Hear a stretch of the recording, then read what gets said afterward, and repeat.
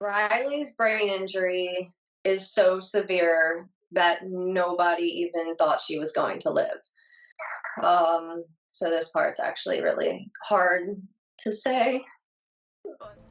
This is the story of Alyssa Larkin and Rylee Ham, a family whose world was turned upside down and changed forever after they were hit by a drunk driver on October 30th of 2020 in Churchville, Harford County of Maryland. A mother, her fiancé, and two children were on their way home from a family birthday party, and with a blink of an eye, their lives were changed.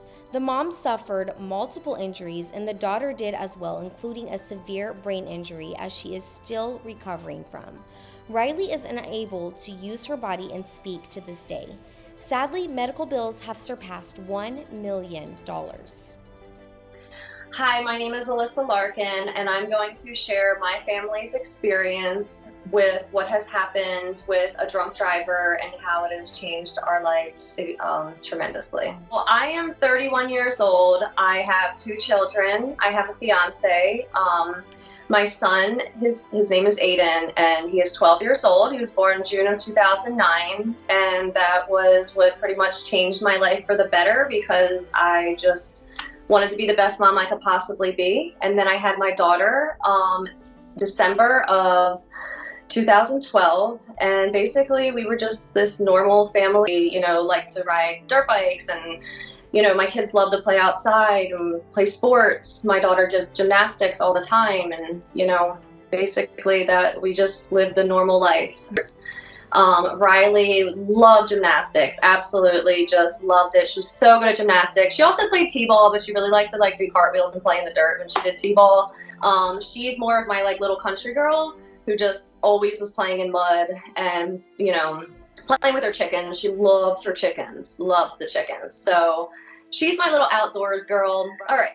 So the night of our accident, we were at my parents' house, and it was my nephew's little family birthday party. It was just a small little crowd together as family having a great time. And it's crazy because I remember when we were leaving the birthday party, Rylee has always been my wild child. She's always the one that I have to calm down a little bit and be like, Rylee, let's take it back a notch. But she was so good that day. She was so good. And I remember walking to the car telling her, Rylee, you were so good today. I'm sorry. I just remember telling her, you were such a good girl. And, it was just weird that she was being so perfect. It was that last moment of her being herself. We all took notice, look how good Rylee's being today. She's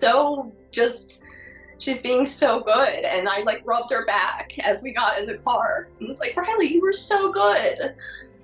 So it was just, I don't know, that moment, I think about it a lot. It's really hard to relive everything. Right. We had just left my parents' house. We were heading back home to Pennsylvania. We were in Maryland at the time. My parents are right there in Maryland. Anyway, we got about 5 minutes down the road, and as we were going around a turn, we noticed that there was a Jeep coming straight at us in our lane. And my fiance was driving, my son was in the seat behind him, I was in the passenger seat, and Rylee, she was 7 at the time, was in the seat behind me. And we couldn't go off to the right. There was a telephone pole there, and we just couldn't get out of the way to go off the road. So we tried to get off to the left to get out of the driver's way so that she could just get by us because she's in our lane. So we're try to swerve. And I just remember screaming no and throwing my hand up because I knew that this vehicle was coming at us. And at that point, she just swerved into our lane and crushed mine and my daughter's side of the car. And I remember I passed out for a second. I woke up and I remember screaming and looking over. My son was standing on the outside of the car, and he was screaming, looking back into the car. And I knew that something was really, really wrong. Because I could tell by his reaction, he's looking at something that is terrifying him right now. My fiance was already on the phone with, 911, and I could see he had a bunch of cuts on his face, and I didn't know what was wrong with me at the time at all, or what was wrong with my daughter. I had no idea. I just knew that she wasn't making any sounds, and I just started praying. I was like, God save my daughter, God save my daughter, God save my daughter, even though I didn't know that she even was that hurt. I just needed, I don't know, something. So my fiance comes around, he's trying to rip my door off to get me out, but we were crushed in the car. But Riley's side actually got hit so hard that her door was ripped off, but he couldn't get her out because he didn't even know what to do. Out of the car, there was a lot of neighbors and people who came to help. And, one of the guys, his name is Fred, we're still friends to this day. He got in the car with my daughter, and he got towels and everything. And I remember just crying and saying, save my daughter, save my daughter. And he told me, he was like, well, she has a pulse. But I kept hearing him and another woman talk about how she had a really bad gash. She had a really bad gash on her stomach, but she was alive. But she was 100% unconscious. She was not moving, talking, doing anything at all. So I didn't even see them when they took her out of the car, because they actually threw a sheet or something over my face. There was a man that got in the car with me, and he told me, he held my hand and he was like, listen, I'm going to walk you through this. We have to cut you out of the car.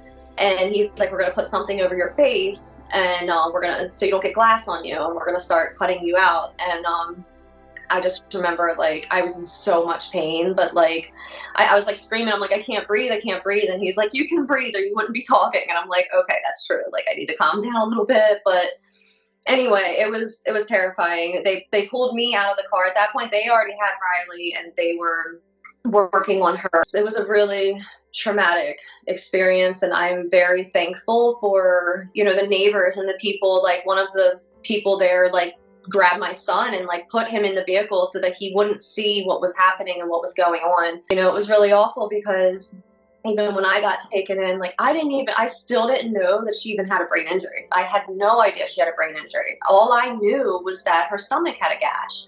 And I just thought, okay, well, they're going to put it together. She'll be okay. She's just going to have a really bad scar, whatever. But then, a couple days after me being in the ICU, and then I guess starting to come to a little bit, then I find out, and they took me to see her.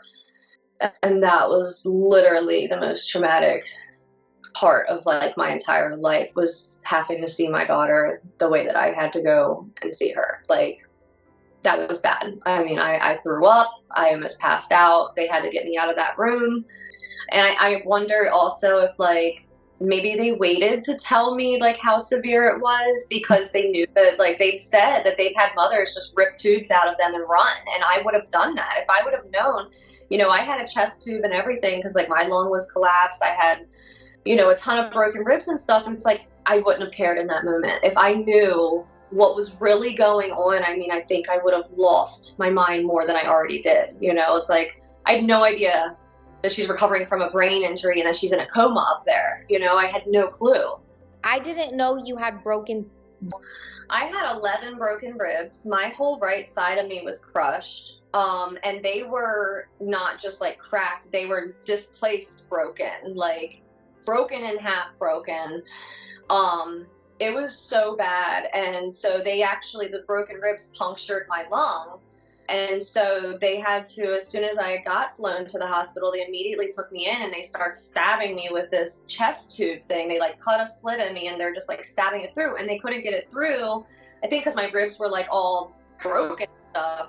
So they're pushing it, and I was freaking out. And then finally this guy comes over and he was let me see this. He did another cut and then just jammed that thing through so hard. I screamed at the top of my lungs. I remember I couldn't even lift myself up in the bed to sit on a bedpan.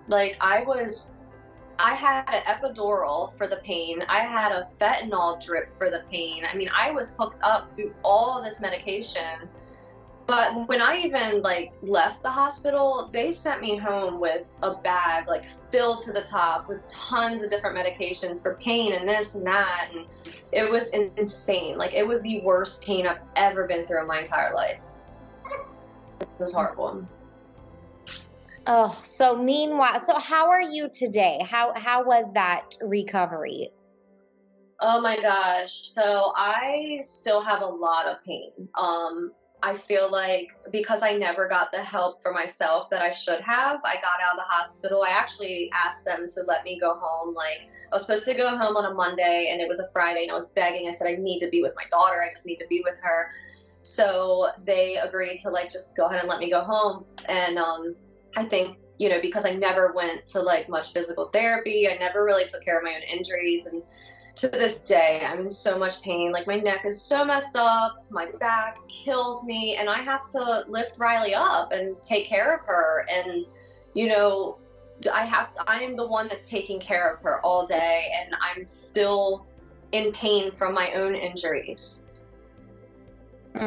That's got to be the worst possible way. I mean, a nightmare of recovering from that. Wow. Yeah. So, Rylee. Yeah. So Rylee's injuries, oh my gosh, I feel like there's so much that I may even forget something. I know that she has, I'll just start from like the bottom up. She broke her leg. The biggest bone in the leg was broke straight in half. She had to have a rod. Yeah, she had to have surgery. She had to have a rod placed in there and screws and stuff. Her elbow was like shattered. Her the biggest arm in your bone up here was broken in half. She had to have a rod placed there. Her stomach was cut so bad from the seatbelt. I am very glad that I did not see it, but I do have family, like my dad seen it, Timmy seen it, and I literally can't even listen to them tell me what it looked like, but it needed surgery. That needed immediate surgery. And then she also, which absolutely breaks my heart, is she broke her jaw, and she had to have her jaw wired shut for 6 weeks. And then she has the brain injury, which is a diffuse anaxial brain injury. And actually, if like I read her report, which I shouldn't have done that, but I mean, it's multiple injuries of the brain that like words that I'm like, I don't know what that means, but I don't want to look it up either. I say my right side of my body was crushed, and it was, but it was my ribs. Her entire right side of her body was crushed, from her head, her jaw, her arm, her stomach, her hip, her leg, everything was crushed. Rylee's brain injury is so severe that nobody even thought she was going to live. So this part's actually really hard to say, but like the front of her skull was smashed in, and they had to go in through the top of her head and push her skull back out. So she has like a scar on the front of her forehead from it being crushed. So like her brain injury is very, very severe. Like, we were told she was never gonna do anything. Like, she had to have a trach put in. She had to have a G-tube put in. Like, she can't eat. She couldn't breathe on her own. She does now. Thank God she had the trach removed in March.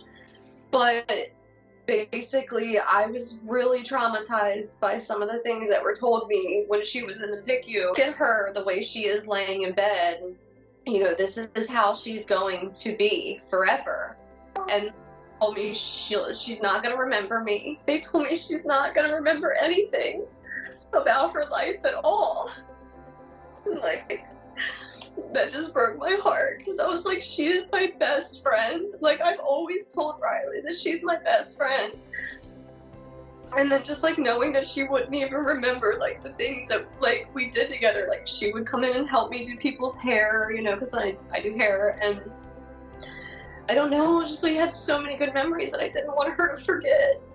I wanted her to just like wake up and remember me, and they're like, she may not even fully wake up. And like, still to this day, like, technically she's not fully awake. She's still considered in a minimally conscious state. Like, she's not even out of that yet. And it's been, you know, 9 months now, you know, and it's like, that kills me. It kills me.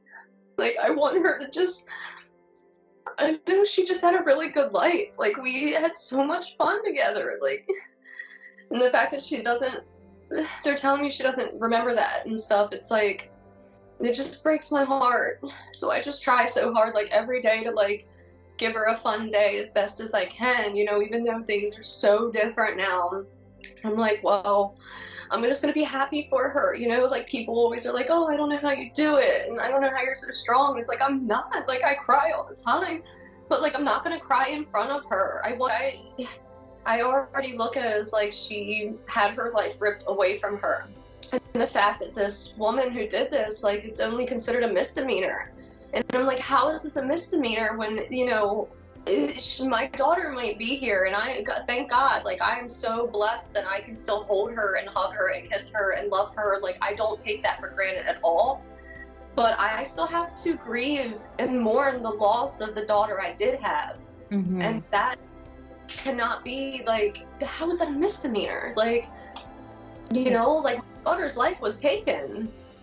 Right. One day you're patting her on the back, complimenting her good behavior. And then because of the choice of someone else, which is the most frustrating part about your story, is it was someone else's choice that you don't even know.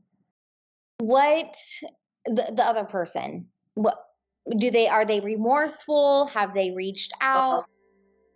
So, about the woman who did this, this is actually very hard, very hard. My son was the one who told me that when she hit our vehicle, so her Jeep hit my car so hard that it flipped over top of us and landed upside down. She pulled out a lawn chair and sat on the side of the road. Meanwhile, I'm screaming for God to save my daughter in the car. Neighbors and everything, like I said, ran over to help us. And the woman who did this to us, who is a nurse, was sitting on the side of the road in a lawn chair. And my son, who was 11 then, had to witness that, you know, had to witness this woman just did this to his family. And she sat there and watched like it was a parade. How can you not be sorry? Like, I think she probably may try to forget, but we are all human, and we know, like, we go to bed at night with our own wrongdoings, and that can't be a good feeling. Brief update, as hard as this is to talk about, is she is not, she is breathing on her own. Yes. But she's not eating on her own. You know, she's fed through a G-tube. You know, as far as like what she can do, I mean, she's completely just, she's in a wheelchair, she's in diapers, she's fighting so hard, and I don't know what the end goal, or end results, I should say, will be.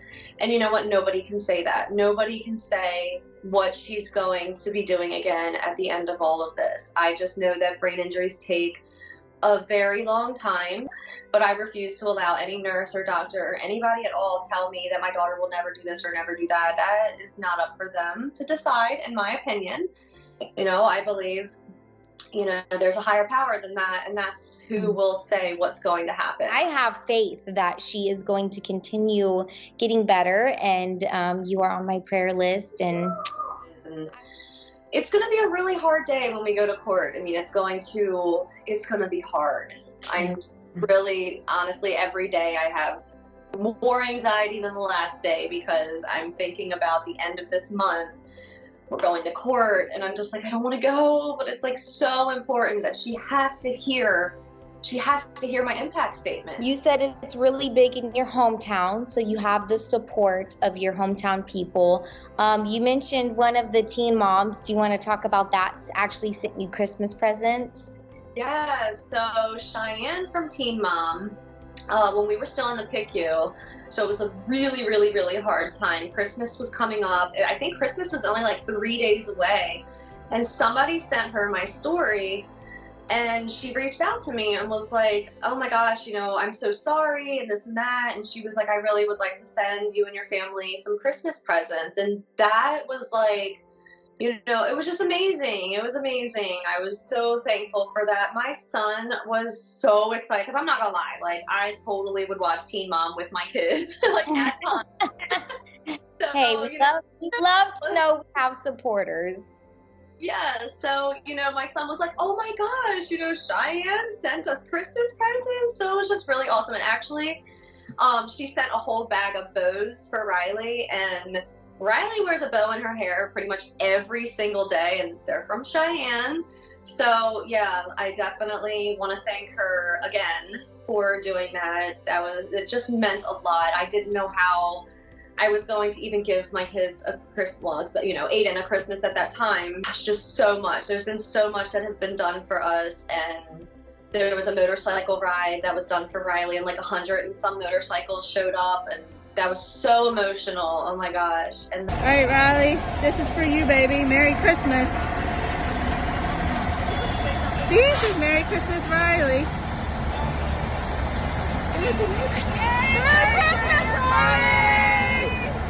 Merry Christmas, sweetheart. We love you. Praying for you.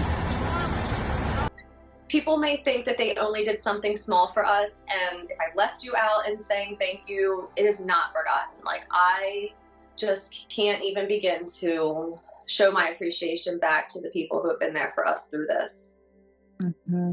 And we're stuck in a world of division right now, and just like at each other's throats, and almost focused on all the bad stuff that's going on, that we forget, like, there are such good people in the world who just do things for complete strangers. Yeah. And when you go through stuff like this, like, oh my gosh, my mom's journey, watching the town come together, I'm like, I cried watching your mom's journey. I would cry with you guys. Like, I could not watch you without crying. Me and my mom, my sister, we all were like, oh my God. I just want to be able to get her treatments and stuff that she deserves. I feel like, there's people who, I guess, are able to afford to take their kids to these different treatments and stuff that insurance does not cover, and it's so expensive. And, I'm just trying to work towards that. I want to be able to do like the hyperbaric oxygen. I want to be able to do the laser therapy treatment. One of my really big goals that, eventually that I really want to get is, like, she does so good with water therapy. I mean, amazing in the pool. Like, she just relaxes for the whole rest of the day. Her body's relaxed. So I'm like, we need to get a swim spot or something for her at the house to be able to do water therapy any day of the week. Because right now it's like she only gets to do it on Tuesdays, and that's another thing. It's like therapy's an hour away. I'm driving an hour away 3 times a week, and it's a lot. And I really just want to be able to give her everything that she needs and more, and that's my goals for her, is to be able to get the treatments that she needs. And one of the things, it's for her, but it's also for me, is like, I'm lifting her up all the time, and she's 90 pounds. And, I'm not big, I'm 5'5", and I'm like lifting up this 90 pound kid, and I need a lift put in my house to be able to lift her up, so I'm not doing it myself, because, like, that's killing me. That is killing my back. So basically things like that, to make her life, my life, just a little bit easier, a little bit better, and, hope that some of these... to work right now? Or you? No. Not. So, like, I loved my job. I love doing hair. I mean, that was like, I loved it. And I haven't worked since the accident, and that's heartbreaking in itself, because that was like that was part of me, and I felt like part of me was taken. And it's like, I don't have nursing for Rylee. There's not even any staff in our area to get nursing. We were approved for 8 hours a week, but they don't have a nurse to even come help. There's no nursing around here. So, and then even if I was approved for 8 hours a week, that's not enough to go work. I can't work for just 8 hours a week. That's not enough. So it's like, I've lost a part of me, and then not only, like, even if I wanted to, like, just for fun, do somebody's hair in my house, my back kills me. Like, by the time I'm done one haircut, I'm like sitting on the couch. I'm like, oh my God, I'm in so much pain. And I just feel like at that moment, I feel a lot of anger, because I'm like, this woman ruined my life. Like, she ruined my career. She took my daughter. Like, there's just so much. There's going to be people watching this, like I mentioned, who have been through this, and it's going to touch them. And there's going to be people who hopefully someone watches this and never drinks and drives again. That's the goal. Save lots and lots of lives and yourself. I mean, they're putting their own life